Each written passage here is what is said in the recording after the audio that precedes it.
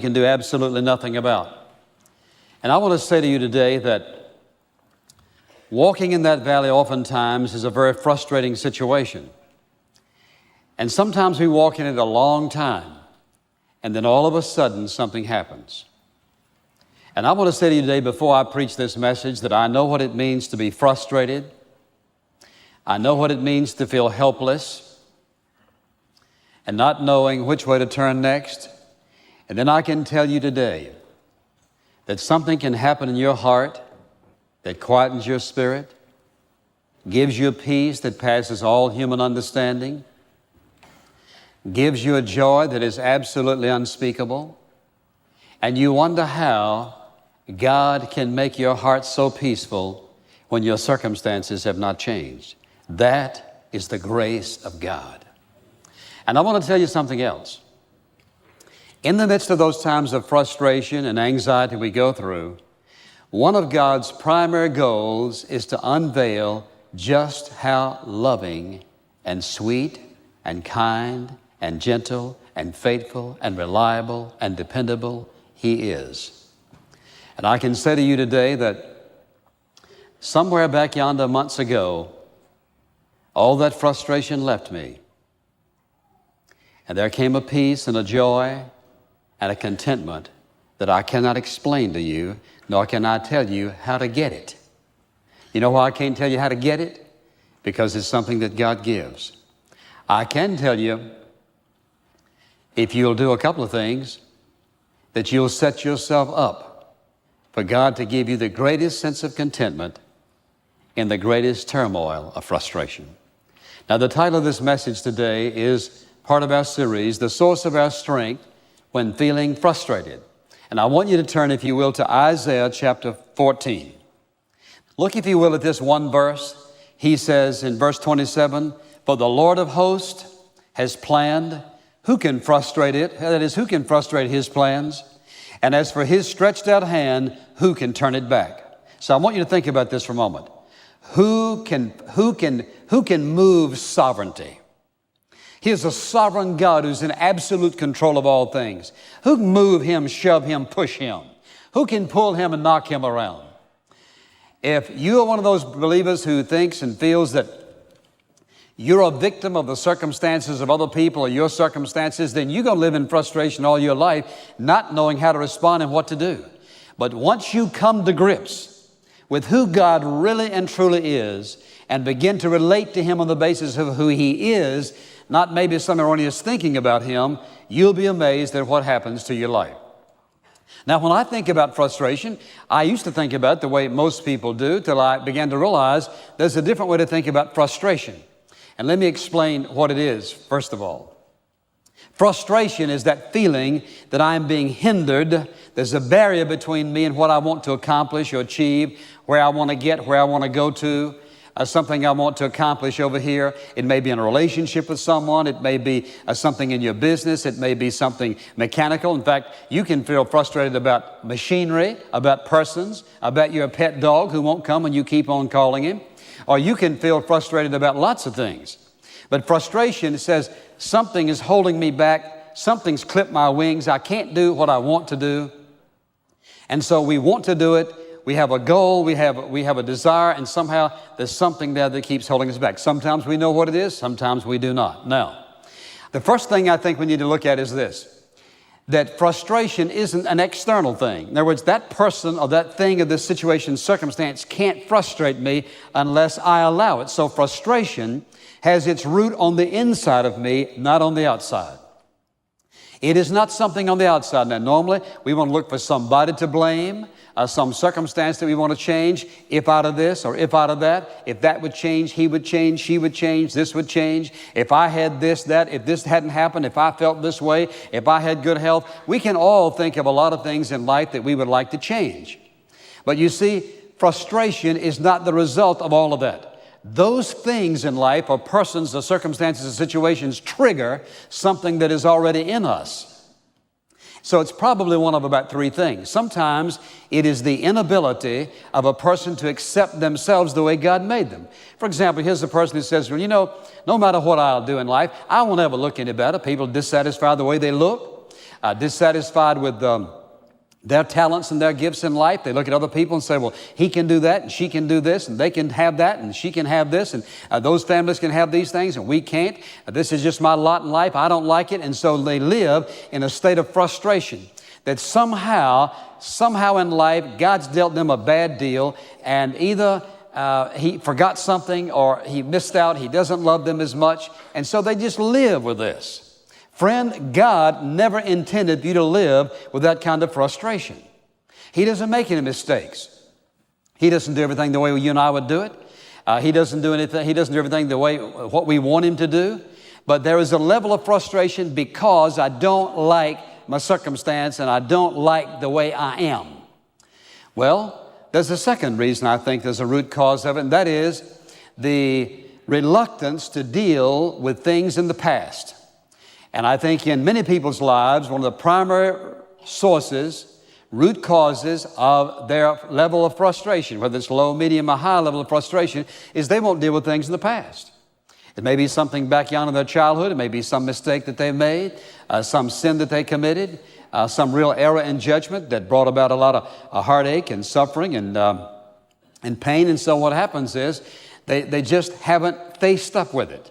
And so they want to run from it. And so they're running all of their life, trying to run from something that happened years and years ago. Instead of dealing with it, they keep on running from it. Or maybe they can't even identify what it is. They just know that something back yonder is not right. And sometimes it's some parental relationship. Sometimes it's someone having to deal with a suicide of a friend, as we mentioned before. There are lots of things back there. So some people run, they ignore them, they deny them, they live in a state of denial. They just refuse to face it. Everybody else is wrong. There's something wrong with everybody else, but not me, of course. And so instead of facing up to something back there that has made a real indelible impression upon them, instead of facing up to it, they just sort of live with it. And so the easiest thing to do is to blame him, her, it, to blame circumstance, if I had this, if I had that. Instead of dealing with the past, that's what they do. Well, that doesn't work either. A third root cause of frustration is our refusal to deal with what we know is not the will of God for our life at the present time. It's one thing to be frustrated over how we think God made us, about what's happened in the past, but what are the present thing? And there are many people who live in a state of frustration because they won't deal with a present-day attitude or habit in their life. You see, if a person is bitter or resentful or hostile or unforgiving, it doesn't make any difference what you do. You will never, never, never escape frustration. Because first of all, God's not going to allow you to do it. And secondly, a bitter spirit, resentful hostility and anger, an unchristlike spirit, an ungodly spirit towards someone else is going to create frustration. Because you're always having to do what? Defend yourself. Prove that they're wrong. You're right, they're wrong. You're right, they're wrong. You're right, they're wrong. Every time you see them. Or if it's some situation, or maybe geographically, whatever it might be. And so people do all kinds of things. And here's what's happening. There are multitudes of people who sit in church Sunday after Sunday, who come to church uptight, who stay there uptight, who leave uptight, who go home and live all week long uptight and come back next week uptight. They've heard the gospel. They say, yes, I do believe. Yes, I believe the Bible from cover to cover. I even believe the maps. I believe it all.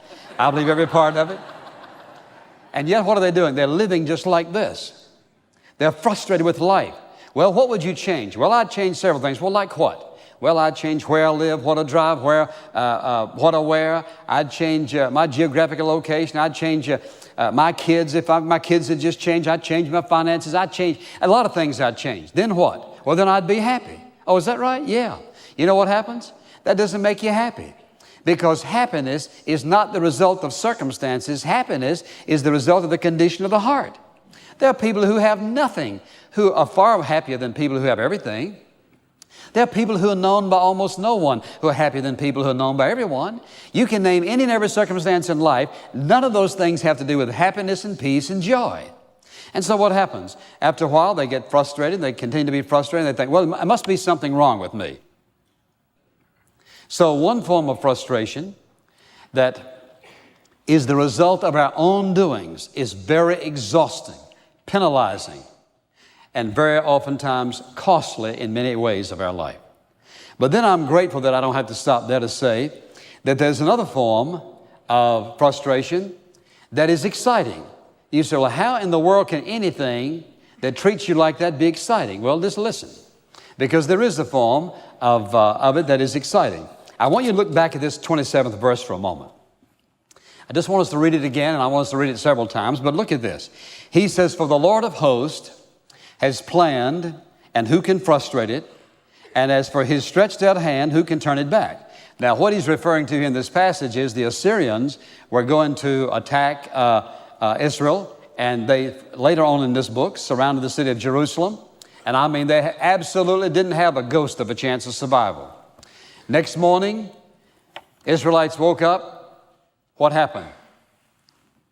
Thousands and thousands and thousands and thousands of dead Assyrians. God took care of them during the night. What does he say in this passage? The Lord of hosts has planned, who can frustrate it? And as for his stretched out hand, he says, who can turn it back?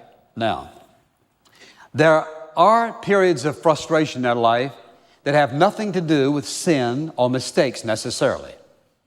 And so there's a difference in that kind of frustration and the kind we've been talking about. And here's what you'll discover when you notice that. First of all, it'll be a frustration that you don't feel driven to prove something. You're not blaming someone. You can't put your finger on a circumstance that you really think if I change that, everything will be different. And so that frustration oftentimes comes instantly without any warning. Sometimes it comes as a process over a period of time. And somehow you cannot identify its cause. You see, most of the time when it's something that's a result of something inside of us that's going on that we are responsible for, man, we got a whole lot of things we can put our finger on. But when it's God's frustration, you can't put your finger on it. You look around and you say, well, it's not that. It's not him. It's not her. It's not them. It's not these things. It's not what I don't have. It's not what I have. And what you discover is this. Once you make the move that God has in mind for you, what happens is the frustration's over. It's gone. It just disappears. Now, what we have to ask is this, and that is, what is God's purpose? Why would he frustrate us? That is, why would he suddenly put up a little barrier, won't let us move? Why does he sort of stop us? Why will he not let things keep moving? Because he's got something in mind. Now, one of his primary purposes is to bring us to a deeper relationship with him and our character. So what does he do? He begins this frustration. Let me explain a little bit how it works, and then we'll talk about some examples of it. There's this sense of restlessness that comes. And you feel a little frustrated. Well, I don't know what's going on. You can't put your finger on it. As I say, you can't blame, nothing. You can't identify. And so you think, what's going on? One of the purposes that God begins to bring about frustration and this restlessness within us, he wants to get our attention about something about our life. It's probably something that you and I never thought about, never considered, never gave it any thought. And so we think, well, I must be sick. Give me a couple of buffering. Do something. And what it is a restlessness that you can't put your finger on. You just feel it. Now, if you're one of those persons who runs to the prescription bottle every time you have a bad feeling, you're going to be in real trouble. And the trouble is you're going to miss God. Because oftentimes he sends restlessness to bring us to focus. Now listen, think about this now. If it is something that you and I have not thought about, most of the time God doesn't say, there it is. But he brings this restlessness, this sense of frustration. God, what's happening? Little by little, he begins to move us in his direction. And it is a time, it is a process that goes on within us. Now, if I'm unwilling, or if I don't realize how God operates, I will find some reason to run or to ignore or to misinterpret what's happening. And I'll give credit to my physical body or to someone else or something. I'll find something to blame it on. But what I want you to see is that some frustration is divinely sent. And his purpose is to deal with an area we have not thought about dealing with before. And so it takes time to listen. Well, I remember the first time this ever became a reality to me, my wife and I finished 2 years of seminary. We're finishing up the second year, and we were going to Fresno, California to preach, and I was going to preach that summer, and she was going to sing. That was going to give us some experience, and I'd never been a pastor except one summer, and so she was going to lead the choir in this little church. They didn't have a pastor, and so we were just going to go out there and fill in for 3 months. Man, we had it all worked out, and everything was just fine. I can remember just like it was today. Saturday morning, I got up early that morning, began to pray, and all of a sudden, with no warning, I remember how frustrated I felt. I thought, what's going on? It's like I was churning. Nothing was wrong. School was about out. Grades were fine. She was doing fine. Our relationship was absolutely wonderful, blissful. I thought, what's going on, God? I couldn't find anything to blame anything on. I thought, uh-oh, what's going on? So when she finally got up and I said, I want us to pray. Something's not right. She said, well, what is it? I said, well, I don't know. We hadn't been married very long, and so when I'd come up with something like that, she didn't quite understand that. So I said, well, I don't know what it is, but I'm telling you, we got to find out. Did you know we prayed all morning? We prayed almost around 6 o'clock in the evening, all day long. About that time, we concluded those were our plans. They weren't God's plans. Now, suppose I'd have gotten up and felt bad, and I said, I need to go out and walk or eat a big breakfast or take a muffin or something. In other words, let's just go do something. You know what we'd have missed? We'd have missed the will of God. That's what we'd have missed. We'd have missed the will of God desperately. And let me show you how we'd have missed it. We'd have missed it all the way around. Because surprisingly to us, and it was such a wonderful thing that then we had to fight, God, you couldn't be saying this. That sounds too good and too easy. That was me. We ended up spending 3 months up at Lake Lure in North Carolina, taking it easy. If you can imagine that, you say, well, that doesn't sound very spiritual. I know it doesn't. But you see, that's the flesh. That's where God wanted us. Because about the last week we were up there, out in the lake fishing, this man came down, he said, called me, he says, your name Charles Stanley? I said, yeah. He said, you're a seminary student? I said, yeah. He said, well, I want to talk to you. He came over, he said, Pastor's going to be gone 2 weeks. Will you preach in the church? I said, well, sure. So to make a long story short, I preached up there. They called me. I was pastor of that church and taught in the Bible Institute. But suppose we'd have said, no, we're going to Fresno, no matter what, that's what God said, we're going. I'd have been out of the will of God. And I can look back and see how, step by step in my life, began. If I'd have made that mistake, I would never have gotten to Fruitland. I'd have never have gotten to these places I've been in life. For the simple reason, it wouldn't have worked out that way. The person I would never have met, who finally brought me to Miami, Bartow, all those places, it was the fact that God frustrated me so badly that morning, I couldn't do a thing but stay on my face till I found out what he was talking about. Now, you say, well, I'm not a pastor. It has nothing to do with being a pastor. It has to do with what is the will of God for your life. Listen, he loves you just as much as he loves me, and he's just as interested in your job, in your family, in your work, in your children, and your things, and your goals, and your ideals in life as he is me or anyone else. All he wants is when he starts rustling up your nest and getting you frustrated, instead of blaming, looking somewhere else, first of all, look inside and ask God, is there something he wants to deal with? And secondly, look to him and say, Lord, you trying to say something to me? Listen, at least give him a chance. Don't go running off somewhere or blaming someone else or trying to change your circumstance. It may be that God is just loving you. And you see, every single time God has ever moved my life in either what I believe or where I was, it has always been to my great, great, great benefit. You know why? Because he's a loving Father. He's not going to act any other way than love. That's the only way God knows how to act. You say, what about his wrath? Even in his wrath, what he's doing, he's expressing love. Because if he didn't condemn and judge sin, all of us would be so reckless we wouldn't be fit to live with. And so what does he do? That's an expression of his love. It's a warning to us. And so when you think about how he works, and he says in this passage, the Lord of hosts, his plan, who can frustrate it? His outstretched hand, who can turn it back? Listen to me. God is so in control of your life and my life We don't have to worry about we don't have to worry about what people do to us or circumstances. We belong to Him. If we're listening to Him and He sends these frustrations into our life, don't look to somebody to blame. Look to Him and say, God, are you trying to say something to me? Do you want to change something about my thinking, my attitude, my actions, my habits? Do you want to change where I am, what I'm doing? Do you want to change my major? Do you want to change my occupation? Do you want to change my vocation? What are you doing, God? He loves that. You know what will happen? That frustration will turn into the most wonderful excitement that you know that God is up to something. Now, the two things.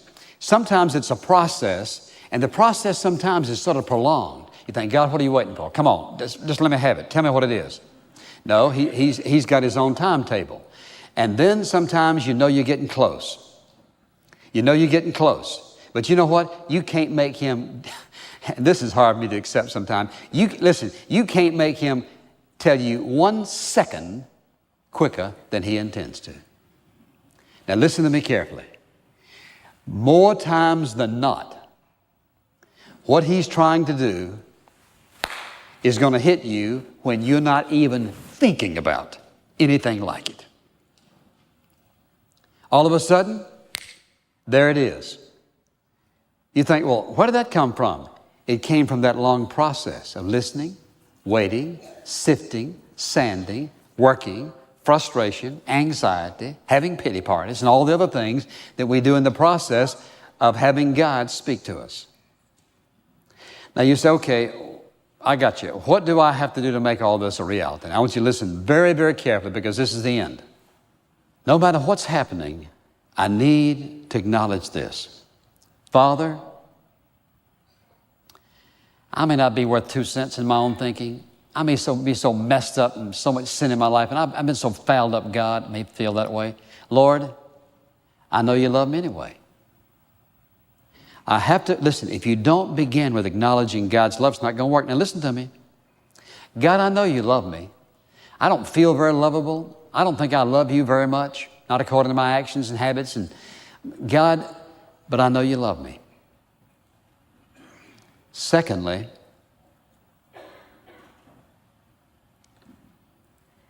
I'm going to trust you. Now listen to this. He's a sovereign God, has all power. He knows all of my weaknesses and frailties. He knows exactly where He wants to get me and how to get me there. I don't understand what's going on, God. If it's something you're changing about me, something you want to change direction, I'm going to trust you. I'm going to have to trust you. I can't do this for myself. Trusting Him means that I'm just depending and relying and surrendering myself to Him to do in me and for me and through me and to me whatever He chooses, because He has the power to do it. He can change anything about me He wants to change. He can put me somewhere I can never put myself. That's why I don't ever underestimate God. Don't say, oh, I could never do that. Don't underestimate Him. You know what it is? It's coming to the conclusion that this wonderful, loving Father loves you and me with all of His heart. And secondly, all He wants me to do is to trust Him. And if I trust Him, I'll just surrender my life to Him and just say, Lord, here I am. You just do whatever you want to do. Now listen to me. I don't care what you're going through. I don't care how deep, dark, frustrating, how much turmoil, heartache, suffering. I don't care what you're going through. I can tell you with all of my heart, once you acknowledge His wonderful fatherly love for you, and you say, Lord, because I know you're a wonderful, loving Father who's always doing the right thing, the good thing, I'm just going to trust you. Here's what happens. The frustration disappears. The peace rolls in. The quietness of your spirit overwhelms you. There is a joy. There is a sense of contentment. There's a sense of absolute peace, because you know what? You know that God is going to shelter you in every storm. He's going to be your shield from every attack. He's going to be your wisdom for all decisions. He's going to be everything you need, no matter what. And in His wisdom, He knows what He needs to change. And so if I just say, You're free to change anything about me you want to change. I can tell you this with all of my heart. I wish I knew how to tell you. You wouldn't swap the change for anything you have ever done for yourself. That's the kind of God He is. So all frustration is not bad. The key is that I look to Him and trust Him and surrender to His will and His way, and whatever He sends, and know in my heart it's going to turn out for my good, no matter what. You know why? Because who can frustrate God? Nobody.